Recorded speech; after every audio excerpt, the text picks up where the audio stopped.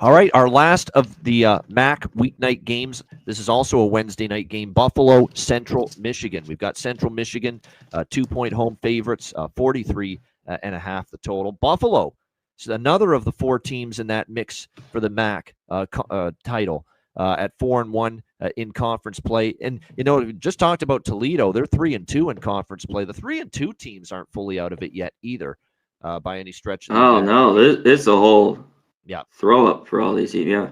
No doubt. Yeah. And Central Michigan is one of those 3-2 teams. So there's still a lot to play for them against Buffalo. And Buffalo, like I said, still very much alive here as well for the MAC championship, even though it has been, tough sledding point spread wise for Buffalo in conference play. Last week or 2 weeks ago against Bowling Green was their first best game they played. Yeah. Yeah. In MAC play. It was. They were dominant. 28-3.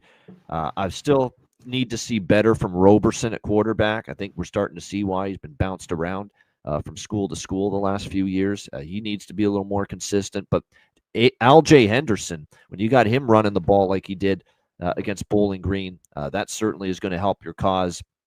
He had 146 rushing yards against Bowling Green, and they completely shut down Drew Pine in the Bowling Green offense, held them to just 216 yards. And that's where Buffalo, I was impressed with them. They finally, on defense, they were showing a few holes there for a bit, giving up 24 points and losing as a double-digit favorite to Akron. Shouldn't be happening, but they allowed it to happen. But the defense kind of got back on track. Both teams are off the bye, so there's really no advantage there. How about this Central Michigan team? They have gone 5-1 against the spread in their last 6 games. Now, you look at their performances. They beat EMU. The bad loss for them was losing as a favorite at Akron, but they steamrolled Bowling Green. They crushed UMass. I thought they were very competitive last week against a pretty solid Western Michigan team, or 2 weeks ago, I should say, before their bye week, 24-21. And when you look at that game, Central Michigan with Joe Labas, the quarterback, through a decent game. They could not run the football, though, and this is a team that wants to run the football because their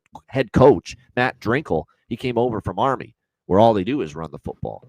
So that's what they want to do. They want to establish the run. They really couldn't against Western Michigan, and yet they were still, as far as, right in the game. So you give them credit. Their defense kind of hung in there. And when I look at Buffalo here, as far as the defensive side of the football, they're giving up.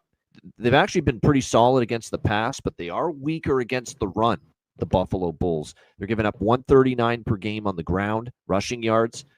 So 57th in the country. It's not terrible. It's like middle of the pack, but they are weaker against the run, Buffalo on D, than they are against the pass. And that plays pretty well into Central Michigan's offensive philosophy, which is run heavy. You look at CMU, CMAC, the Chippewas, 13th in rush attempts this season, whereas they are 132 in pass attempts. Like I said, this is pretty much like an option offense. They don't ask Labas, the quarterback, to do a whole lot. They definitely want to run the football. So both teams off a bye. Those things cancel out.